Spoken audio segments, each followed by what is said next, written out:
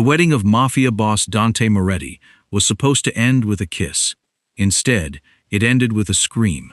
As hundreds of guests watched in horror, a maid burst through the ballroom, grabbed the bride by her beautiful blonde hair, and slammed her face straight into the wedding cake. Security reached for their weapons. Dante's men surrounded her. Everyone thought the maid had lost her mind. But then she pointed at the cake, calm as anything, and said, "Don't let anyone eat it." The bride's face went completely pale. Seconds later, the maid looked directly at the most dangerous man in New York and said, "Your fiancé poisoned your wedding cake because you were never supposed to survive tonight." No one believed her, until the laboratory results came back. If you're new here, welcome to the family.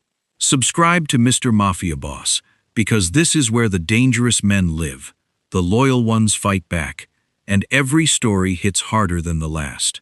Now, let's find out exactly what Rosaline saw, and why she was willing to risk her life to make sure nobody touched that cake. The Moretti estate smelled like white roses and old money, and Rosaline Hart had polished every inch of silver in the ballroom twice, because Mrs. Falcone, the head of household staff, did not believe in leaving anything to chance on the day Dante Moretti got married. Rosaline believed in very little, as a rule. Not luck, not fate, not the idea that a man who ran half the East Coast's underworld deserved a wedding this beautiful. But she believed in doing her job well, and her job today was making sure 400 of New York's most dangerous people had a flawless afternoon. "Careful with that veil," Mrs. Falcone hissed, passing her in the hallway. "It costs more than your yearly salary." "Everything in this house costs more than my yearly salary," Rosaline muttered, straightening a candelabra that didn't need straightening, including the napkins. She'd taken the job 8 months ago, needing rent money and asking exactly 0 questions about the family she'd be serving, because in this line of work, questions got you fired, or worse. She'd learned to move through the Moretti estate like furniture, present, useful, and entirely beneath anyone's notice, which was exactly why nobody noticed her standing near the dessert table when the bride slipped away from her bridesmaids. Rosaline almost didn't notice either. She was refilling a tray of champagne flutes, half her attention on the string quartet warming up in the corner, when something about the bride's posture caught her eye. Too quick, too furtive, entirely wrong for a woman who was supposed to be floating through her own wedding day in a haze of joy. Vivian Cross was beautiful in the way marble statues were beautiful. Flawless, cold, built to be admired from a distance. She'd swept toward the towering 4-tier wedding cake alone, glancing over her shoulder once, twice, and Rosaline, who had spent her whole life noticing the things people hoped nobody would notice, went very still behind the champagne cart. Vivian reached into the folds of her wedding dress and withdrew a small glass vial. Rosaline's stomach dropped. The bride uncapped it with practiced, steady fingers. No hesitation, no fear, the movements of someone who'd rehearsed this, and poured a thin, colorless liquid along the base of the top tier, right where the knife would cut first. Then she recapped the vial, tucked it back into her dress, smoothed her skirt, and turned back toward her bridesmaids with a smile so perfect it made Rosaline's skin crawl. For a moment, Rosaline simply stood there, tray forgotten in her hands, trying to convince herself she'd imagined it. But she hadn't. She never imagined things. She noticed them, cataloged them, filed them away, a habit that had gotten her fired from 2 jobs for pointing out what everyone else pretended not to see. She set the tray down and moved. "Excuse me." She caught the arm of the nearest security guard, a broad man with an earpiece and 0 patience for interruptions. "I need to speak to someone now. It's about the cake." He looked at her the way men like him always looked at maids. Through her, past her, like she was part of the wallpaper that had briefly, inconveniently spoken. "Not now. I'm serious. I saw the bride put something in it. A liquid. Poison maybe. I don't know. But you need to stop the ceremony. Lady, if you don't get back to your station, I'll have you removed." "I'm telling you. Move," he said, already turning away, already dismissing her, and Rosaline felt something cold and furious settle into her chest, because she recognized this particular flavor of being unheard. She'd spent her whole life being underestimated by people who mattered less than they thought they did. She looked around desperately. The wedding planner was arguing with a florist. Mrs. Falcone had vanished into the kitchen. The groom, Dante Moretti himself, tall and dark and terrifyingly still even from across the room, stood near the altar in quiet conversation with two men who looked like they'd killed people before breakfast. There was no one to tell, no time to explain herself to someone who'd actually listen. The music shifted. The ceremony was beginning. Rosaline's pulse hammered as she watched the wedding proceed with horrifying, unstoppable momentum. Vows exchanged, rings placed, the officiant's voice rising toward the pronouncement that would make Vivian Cross the untouchable wife of the most dangerous man in New York. Poison, already waiting in the cake, meant to be cut and shared with hundreds of guests the moment the ceremony ended. The cake was wheeled toward the center of the ballroom on its gleaming silver cart, 4 tiers high, purple roses cascading down white fondant, utterly beautiful and utterly lethal. Rosaline made a decision in the space of half a heartbeat, the kind of decision that would either save lives or end her own, and she genuinely didn't have time to weigh which was more likely. She crossed the ballroom at a dead run, ignoring the gasps, ignoring the hand that grabbed for her sleeve and missed, and reached the cake exactly as Vivian turned toward the crowd with the ceremonial knife already lifted. Rosaline grabbed her by the hair. The scream that came out of Vivian was pure, undiluted shock, and it barely registered over the sound of 400 guests gasping in unison as Rosaline slammed the bride's face straight into the top tier, into the exact spot laced with poison, frosting, and roses and colorless liquid smearing across Vivian's perfect features in one violent, unstoppable motion. The ballroom erupted. Security surged forward. But guns came up. Someone screamed for medics. Dante Moretti moved across that ballroom faster than a man his size had any right to move, and in seconds, Rosaline was surrounded, wrestled to her knees, a dozen weapons trained on a maid who'd just publicly humiliated the bride of New York's most feared mafia boss on her own wedding day. "Arrest her," Dante said, and his voice was terrifyingly calm, cold enough to freeze the whole room. Rosalind, pinned to the marble floor with a knee against her spine and a gun inches from her skull, found the only breath she had left and used it exactly right. "Test the cake," she shouted. "Test the damn cake before anyone eats it." They dragged her to a windowless room somewhere deep in the estate, the kind of room Rosaline suspected had seen worse than a hysterical maid before. Bare walls, a single steel chair, the distinct smell of bleach that meant someone had scrubbed this space clean recently and thoroughly. Dante Moretti entered alone 20 minutes later, still in his wedding suit, tie loosened, a muscle working steadily in his jaw. "You have exactly one chance to explain yourself," he said, "before I stop caring whether you're a maid or not." "I already told your security goon," Rosaline said, wrists zip-tied to the chair, chin lifted despite the fear crawling up her spine. "Your bride poured something into the cake. I watched her do it. I tried to tell someone, and your very competent staff decided a maid's word wasn't worth interrupting the ceremony." "My fiancée," Dante said, each word deliberate, "has been comforted by 3 separate members of my family since you attacked her in front of 400 guests. She says you approached her out of nowhere, unprovoked. Of course she says that. She has a bruise on her cheekbone and frosting in places frosting shouldn't be, thanks to you."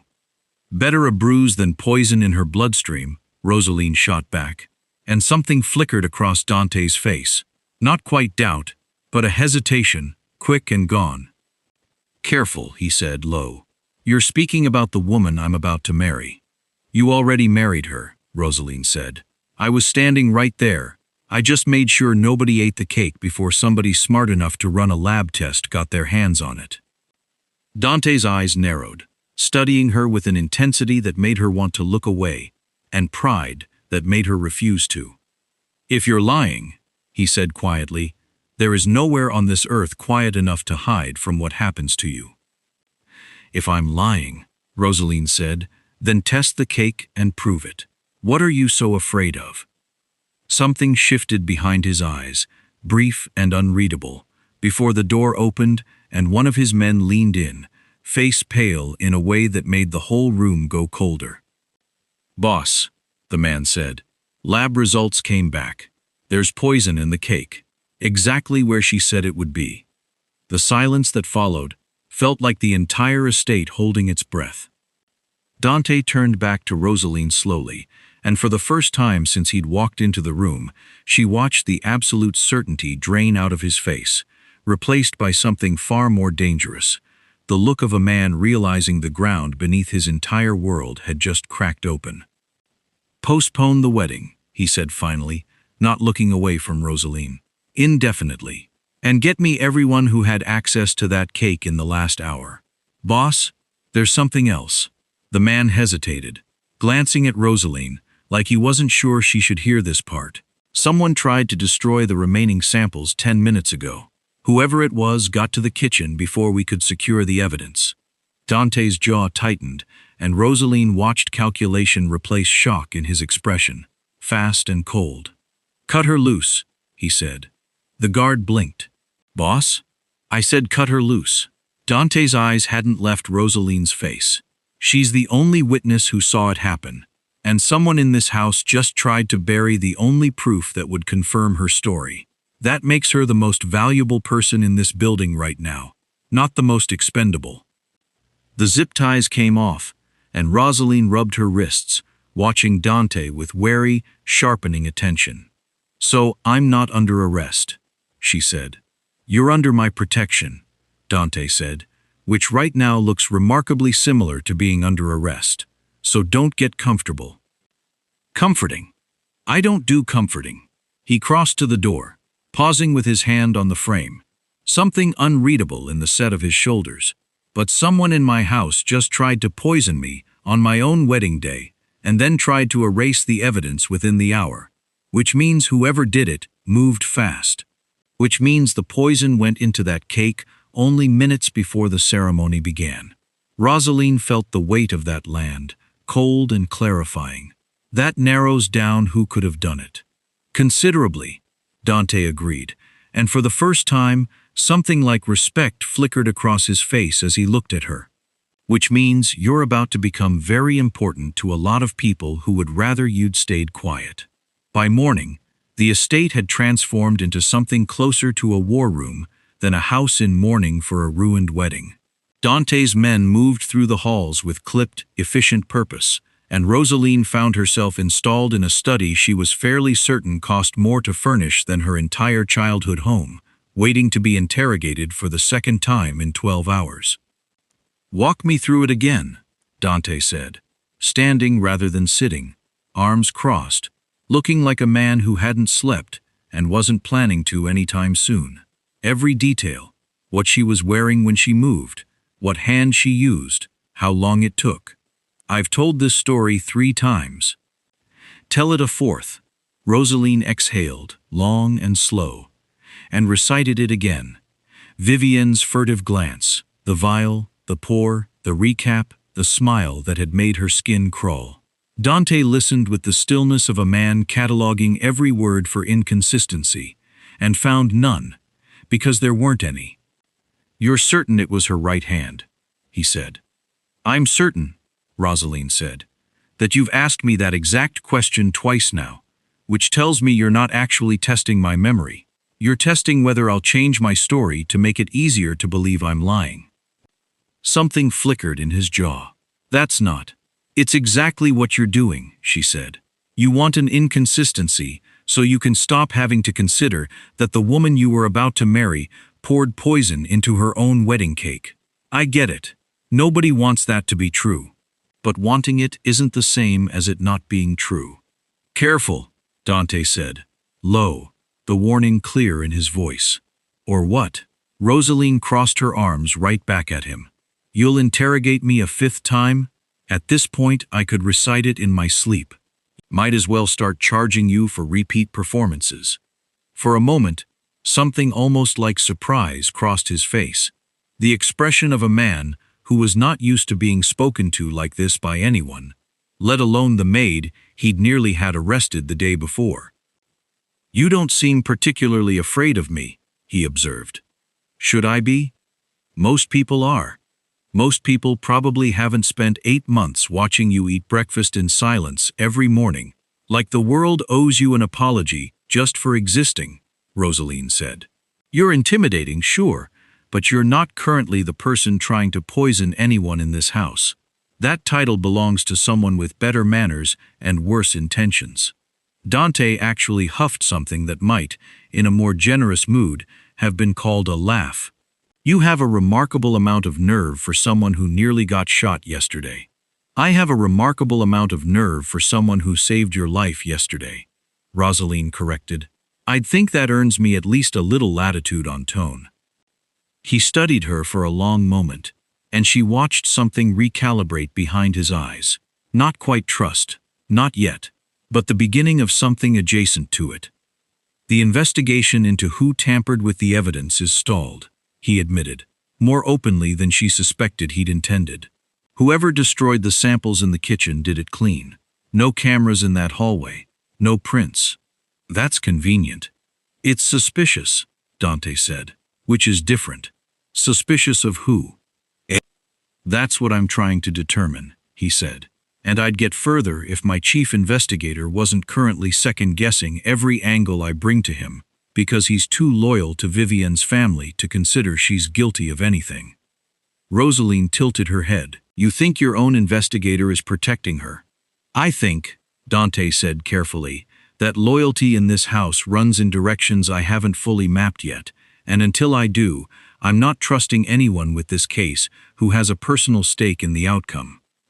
Except me." "You have no stake in this at all," Dante said.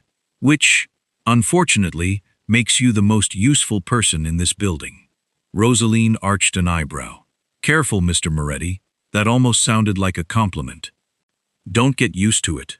Before she could respond, one of his men knocked and entered without waiting for permission. A bad sign, Rosaline had already learned, since nobody interrupted Dante Moretti casually. "Boss, the kitchen assistant who prepped the cake decorations yesterday. She's not answering calls. Nobody's seen her since last night." Dante's expression went instantly, coldly still. "Find her. We're trying. Her apartment's empty. Neighbors say a car picked her up around midnight." Rosaline felt something cold settle low in her stomach. "That's not a coincidence." "No," Dante agreed, already moving toward the door. "It's a pattern. Someone's cleaning house, and they're moving faster than we are." The kitchen assistant's body was never found, but her absence told Rosaline everything the poison alone hadn't. That whoever had orchestrated this wasn't improvising. They were executing a plan with the kind of ruthless efficiency that made Rosaline's skin prickle every time she walked past a closed door in that house. She spent the next 2 days combing through the wedding day's timeline with Dante, cross-referencing staff schedules, kitchen access logs, security footage that conveniently glitched at exactly the wrong 3-minute window. And the more she dug, the more the story Vivian had told everyone began to fray at the edges. "She said she never left the bridal suite before the ceremony," Rosaline said, spreading the security logs across the study table. "But the footage from the east hallway shows a woman in a wedding dress passing the kitchen corridor 11 minutes before the cake was wheeled out." "That could be anyone in a wedding dress," Dante said, though the tightness in his voice suggested he didn't believe that any more than she did. "There was only one bride at this wedding, Dante." "Don't." His voice sharpened, the first real edge she'd heard from him in 2 days. "Don't say her name like she's already convicted." "I'm not saying anything," Rosaline said, quieter now, watching the strain pull tight across his face. "I'm reading you a timestamp. She loves me," Dante said, and it came out rougher than she suspected he'd meant. An admission wrestled loose against his will. "In 3 years, Rosaline. I don't make mistakes like this. I verify everything, I trust almost no one, and I let this woman into every corner of my life because I believed, completely, that she was exactly who she claimed to be. Maybe she was, Rosaline said. Once. People change. Or maybe you never actually knew her at all, and that's a harder thing to sit with than admitting you were wrong about a hallway camera. Dante didn't answer. Jaw tight, eyes fixed on the timestamp like it might rearrange itself into a story he could live with. They kept working past midnight, and it was somewhere around 1 in the morning, in the quiet hours when the estate had gone still, and even Dante's restless energy had settled into something heavier, that Rosaline noticed the smell. Faint, sweet, wrong. "Do you smell that?" she asked. Dante lifted his head, nostrils flaring, and went instantly rigid. "Get down." She didn't have time to ask why before he was moving, shoving the study table aside and pulling her down behind it as the window behind them shattered inward. Not gunfire, she realized a half-second too late, but something worse, a canister rolling across the floor, hissing, releasing a thin curl of pale gas into the room. "Don't breathe it in," Dante snapped, already hauling her toward the door, one arm locked hard around her waist. "Move. Now." They burst into the hallway coughing, lungs burning faintly even from the brief exposure, and Dante's men swarmed the corridor within seconds, weapons drawn, sweeping the grounds for whoever had thrown that canister through a second-story window with terrifying precision. They knew exactly which room, Rosaline gasped, once they were clear, once the world had stopped tilting quite so violently. "Nobody outside your inner circle knew we were working in that study tonight." Dante's face had gone hard and cold, the earlier grief over Vivian buried under something far more immediate. "Which means whoever did this has access to information only a handful of people should have. Which means it's someone in this house," Rosaline said. "Someone close to you." "I know," Dante said, and for the first time since she'd met him, she heard something close to fear underneath the fury. Not fear for himself, she realized, but fear of exactly how deep this betrayal actually ran, and how close it had just come to costing her life instead of only threatening his. He looked at her then, really looked, something shifting behind his eyes that had nothing to do with investigations or evidence. "You could have died in there," he said quietly. "So could you." "I've had people try to kill me for 15 years, Dante said. "You've had it happen twice in 3 days, and both times it's because you told me the truth when everyone around me was lying."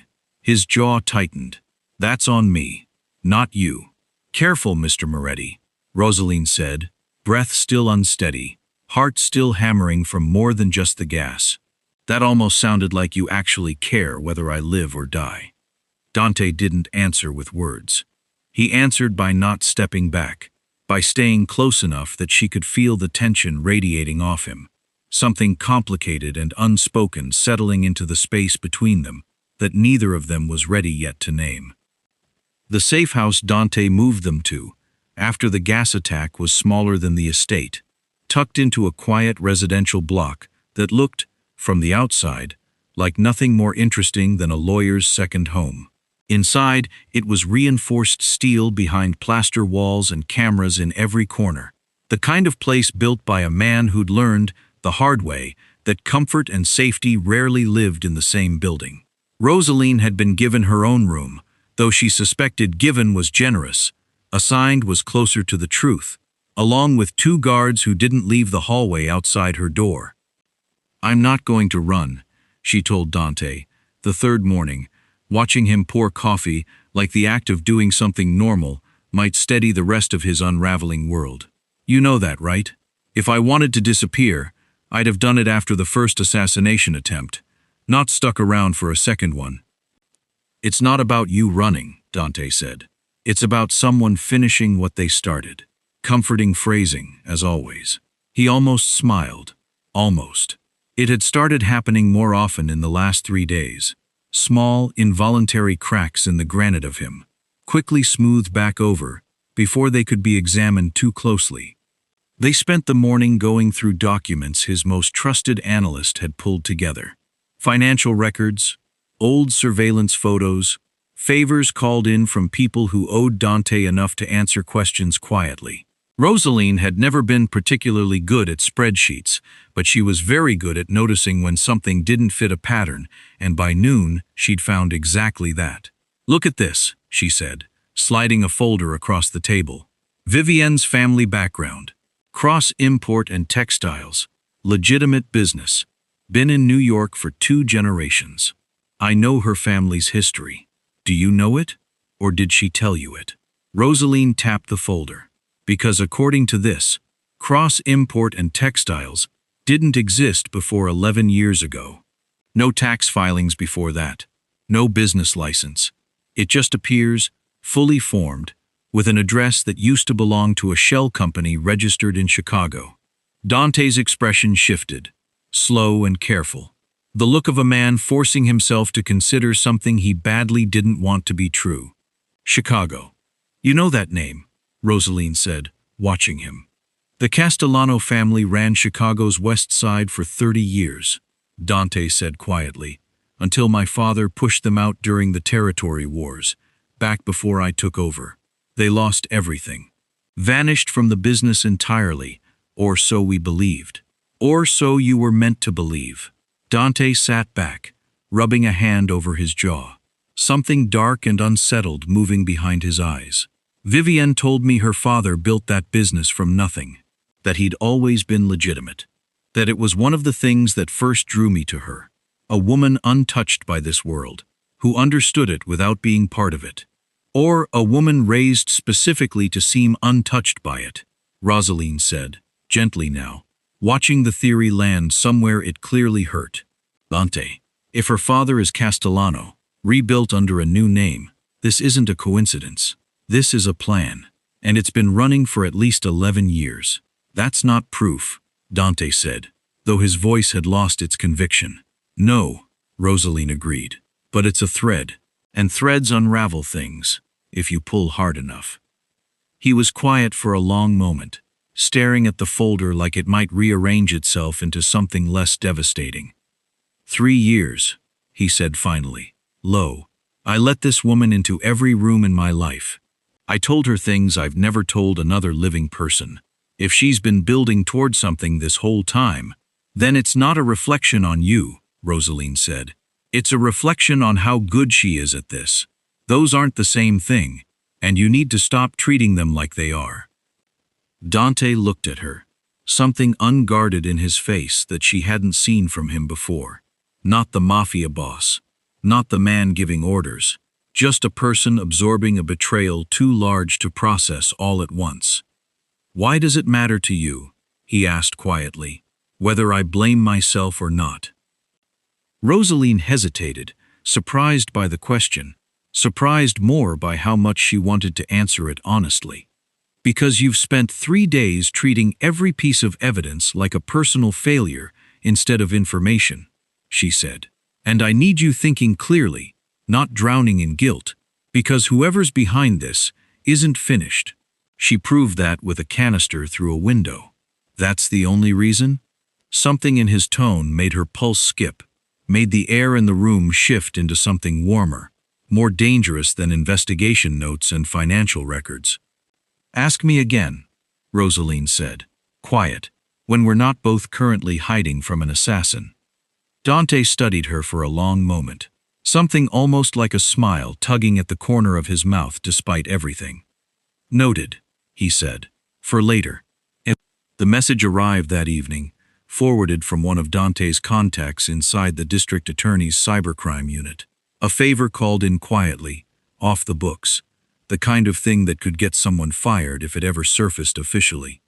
Encrypted messages, recovered from a burner phone linked to Vivienne's personal assistant. Dante read them in silence at the kitchen table, jaw tightening with every line, while Rosaline watched his face go through something that looked almost like grief. Read it, he said finally, sliding the tablet across to her. The messages were clinical, businesslike, utterly chilling in their detachment. Package secured for the ceremony, dosage calculated for survivable exposure only. Confirm rival family placement before extraction begins. Survivable exposure, Rosaline read aloud, frowning. That doesn't make sense. If she poisoned the cake to kill you, maybe that's not what it was for, Dante said slowly, the pieces shifting behind his eyes, even as he said it. What do you mean? What if I was never the target, he said. What if she poisoned herself? A careful, survivable dose, timed to look like an attack, positioned to make it seem like someone tried to assassinate the bride at her own wedding. Rosaline's stomach dropped as the shape of it clicked into place. She'd become the victim. The whole underworld would believe someone tried to kill Dante Moretti's bride on her wedding day. And I'd go to war, Dante said, the words coming slower now, heavier, against whoever she pointed me toward. Rival families. Anyone standing between her father and control of every territory he lost 11 years ago. You'd have burned half of New York's underworld to the ground, Rosaline said quietly, avenging an attack that never actually happened, while she and her father picked up whatever pieces were left. Dante sat back, and for the first time since Rosaline had met him, she watched the full weight of the last 3 years settle across his shoulders. Not just betrayal, but the slow, sickening realization of how close he'd come to becoming exactly the weapon Vivian had built him to be. I would have done it, he said, quiet, hollow. Without question, she could have named any family, and I would have gone to war for her within the hour. But you didn't, Rosaline said, because I ruined the cake before she could finish the performance. Something shifted in his expression. Gratitude, maybe, tangled up with something rawer underneath it. Before he could answer, the door opened without a knock, and Dante's second-in-command entered, face carefully blank in the way Rosaline had learned meant very bad news. Boss, Vivian wants to see you. She's requesting a private meeting. Says she can explain everything, if you'll just hear her out alone. Dante's jaw tightened. Alone. Her exact words. Rosaline watched him weigh it. Watched 3 years of love war visibly against everything the last 3 days had proven, and felt something cold slide into her chest at the uncertainty still lingering in his eyes. Don't, she said quietly. Whatever she says, it'll be constructed to make you doubt every piece of evidence we've found. That's what she does. She's good at being believed. I have to hear it, Dante said. If there's any explanation. There isn't, Rosaline said, sharper now, frustration cracking through. Dante, she planned a survivable poisoning to start a war in your name. That's not a misunderstanding you talk through over tea. I need to hear it from her, he said, and something in his voice had gone distant, torn between the man who trusted evidence and the man who'd loved this woman for 3 years. I owe her that much. You don't owe her anything. Rosaline. His voice was quiet, final. I need to do this. She watched him go, watched the door close behind him, and felt a cold certainty settle low in her stomach, that whatever Vivian said behind that closed door, it would be crafted precisely to unravel everything they'd built over the last 3 days. She was right. He returned an hour later, face unreadable, and when he finally spoke, his voice carried none of the warmth from that afternoon.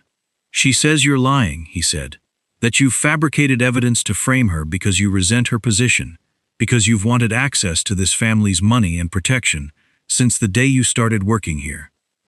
Rosaline felt the floor tilt beneath her. You can't actually believe that. I don't know what to believe anymore, Dante said, and the distance in his voice was worse than anger would have been. Everyone in this has a story. Rosaline. Yours has been consistent. So has hers. I need proof that can't be explained away by either side. And until I have it. Until you have it. What? Her voice rose despite herself, hurt bleeding through faster than she could stop it. You're going to hand me back to security? Let her finish what she started? I need space to think, Dante said. Away from both of you. Rosaline stared at him, chest tight. 3 days of trust cracking under the weight of a single closed-door conversation, and felt something in her harden into resolve. Fine, she said quietly. Think. But while you're doing that, Someone's going to come finish the job Vivienne started. And I'm not going to sit here and wait to find out if you've decided I'm disposable before or after it happens. She left before he could answer, out into a night that suddenly felt far more dangerous alone than it ever had beside him. Rosaline made it 4 blocks before the car found her. Not Dante's car. She knew the shape of his security fleet by now, the particular black of the SUVs his men favored. This one was different. Sleek, foreign, the kind of vehicle that belonged to someone who valued speed over subtlety, and it pulled up alongside her on the empty street with a slowness that made every hair on her arms stand up. She ran. She didn't think, didn't calculate, just ran the way her body understood danger, long before her mind caught up to naming it, cutting through an alley too narrow for the car to follow, boots pounding against wet pavement, lungs burning in the cold night air. A man was waiting at the other end. She didn't see him until it was almost too late.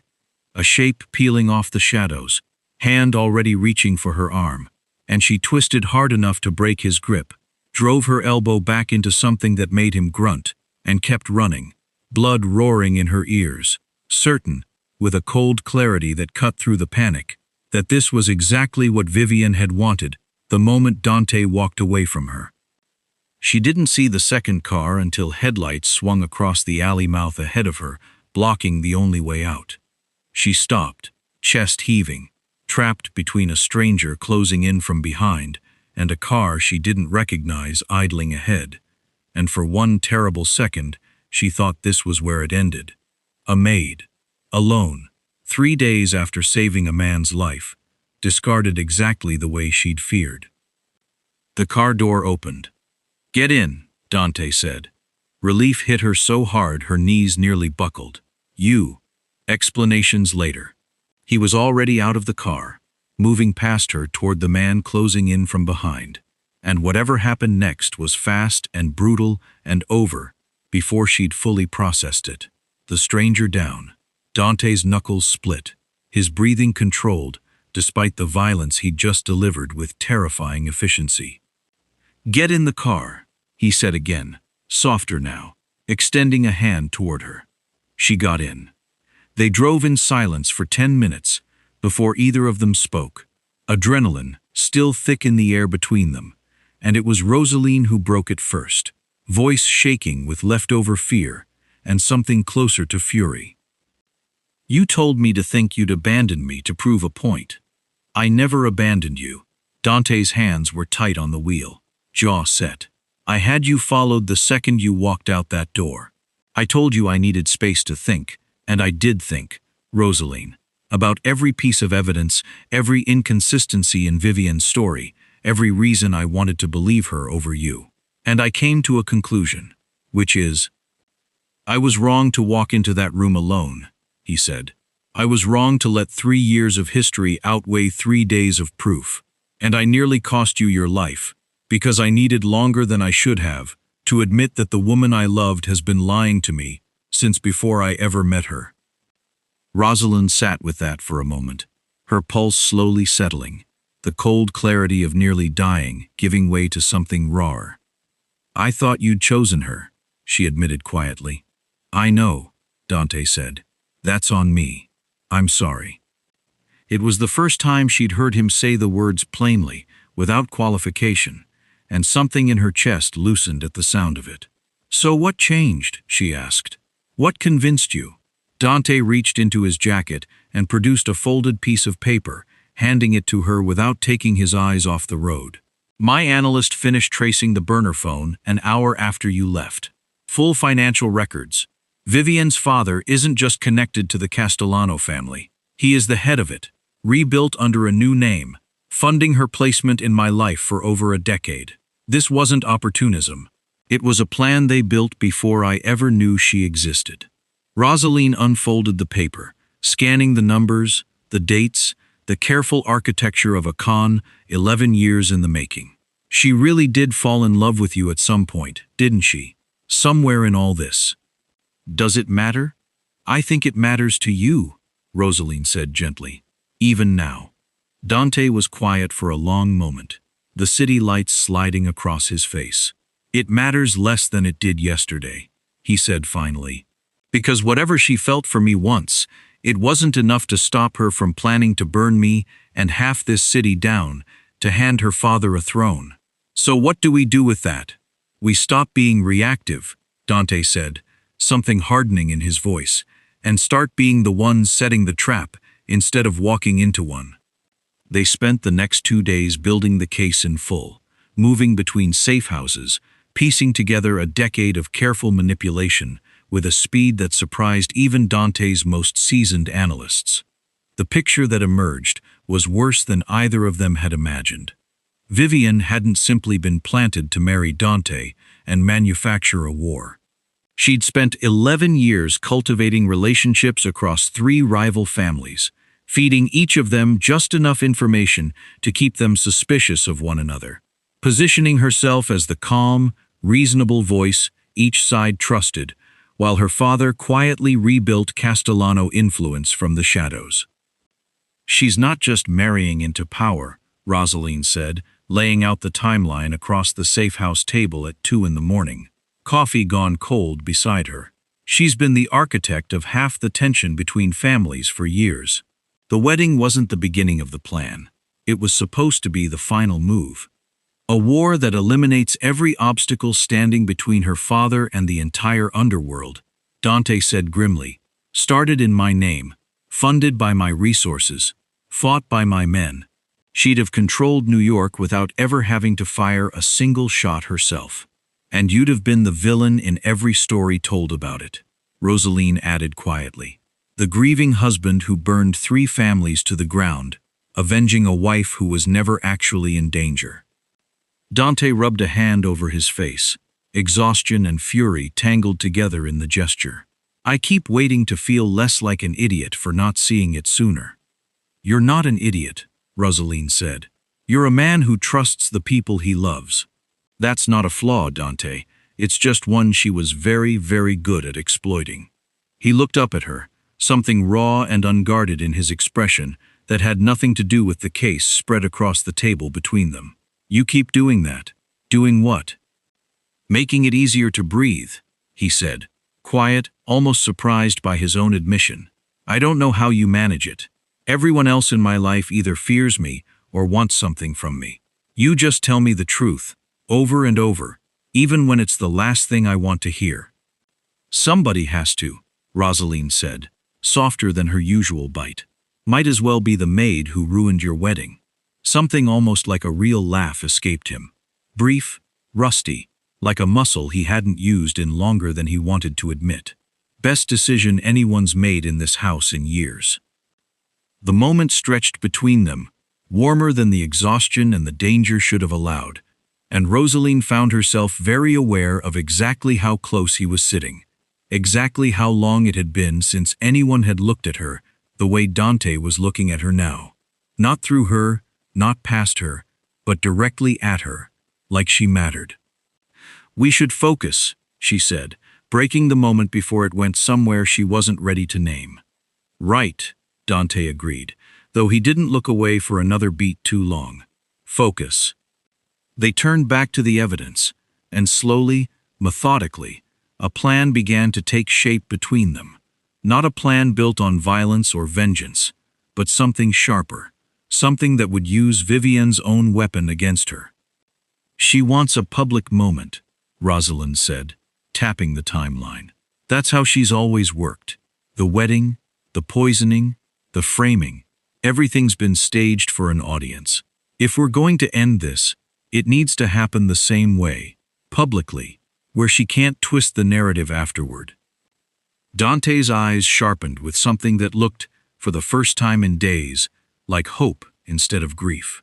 A second gathering, under the guise of resolving the scandal quietly, repairing the family's reputation. "She'll think she's regaining control," Rosaline said. "That's exactly what we want her to think. And when she's standing in front of everyone, certain she's won. We hand her the same proof that's been sitting on this table for the last 2 days, Rosaline finished, and let her explain 11 years of lies in front of every family she spent a decade manipulating. Dante looked at her for a long moment, something settling into his expression that felt, finally, like certainty instead of grief. "You're terrifying," he said, "in the best possible way." "I know," Rosaline said. "Try to keep up." The invitations went out under Dante's name alone, worded carefully to suggest exactly what Vivian would want to believe. A quiet resolution, a chance to clear her name in front of the families who'd begun to whisper, a graceful path back into the position she'd spent 11 years building toward. She arrived at the estate 3 days later, dressed like a woman certain of her victory. Ivory silk instead of a wedding gown. This time, her father's presence looming a few steps behind her, for the first time Rosaline had seen since this began.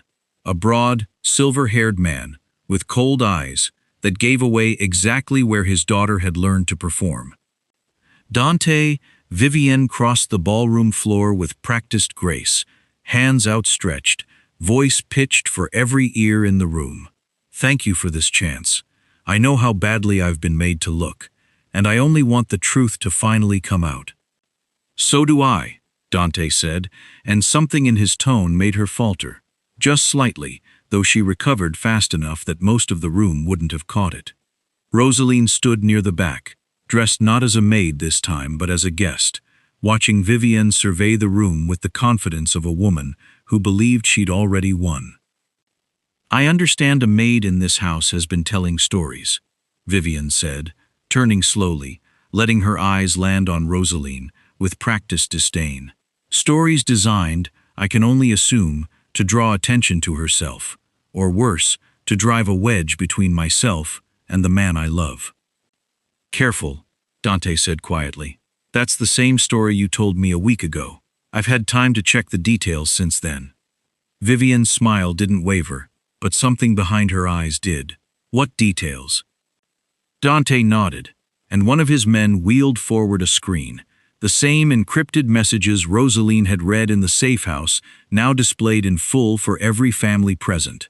Dosage calculations, coordination timestamps, the cold clinical language of a woman planning her own survivable poisoning. The ballroom went utterly silent. "That's fabricated," Vivian said, too fast, the first genuine crack in her composure. "Anyone can forge messages, Dante. You know that better than anyone in this business." "Cross-import and textiles," Rosaline said, stepping forward, voice carrying easily across the silent room. 11 years old. No history before that. Registered from an address that used to belong to a shell company in Chicago. "Your father's real name is Castellano, isn't it? The family my father-in-law's father pushed out of Chicago 30 years ago."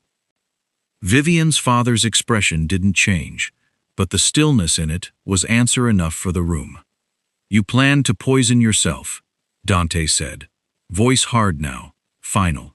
"A survivable dose, timed for the ceremony, designed to make it look like a rival family tried to kill you at our wedding.